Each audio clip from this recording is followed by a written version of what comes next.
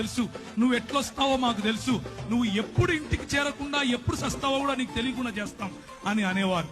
ఇలాంటి పరిస్థితి.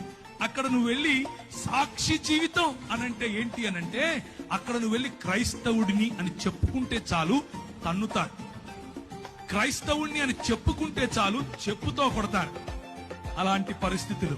కానీ స్టెఫెనును ఆశీర్వదించినట్లుగా, స్టెఫెనుకు వాక్ చాతుర్యం ఇచ్చినట్లుగా, స్టెఫెనులో వాక్ ప్రభావం ఇచ్చినట్లుగా, స్టెఫెనును ఏ విధముగా జ్ఞానముతోనూ కృపతోనూ ప్రభువు నింపాడో అలా యవ్వనస్తులను నింపగలడు. ఒక్క విధేయత అన్నటువంటి అడుగు తీస్తే చాలు. నా జీవితం ఆ రోజు పరిశుద్ధాత్ముని యొక్క తాకిడితో మారిపోయింది. పరిశుద్ధాత్ముడు నా జీవితంలో తెలియని అగ్నిని రగిలింపజేశాడు. పరిశుద్ధాత్ముడు నా జీవితంలో ఇచ్చిన ఛాలెంజెస్. నేను వెళుతూ ఉంటే నాకు అన్ని బెడ్స్ ఆఫ్ రోజెస్ అందరూ వచ్చి కాళ్ళ మీద పడిపోయి పైసలు ఇచ్చేసి ఏమో చేశారనుకున్నారా? కాదు. అడుగడుగు నా ఛాలెంజెస్, అడుగడుగు నా బలహీనతలు, అడుగడుగు నా తెలియనటువంటి నేను ఎలా చేయాలి ఇప్పుడు అన్నటువంటి పరిస్థితి.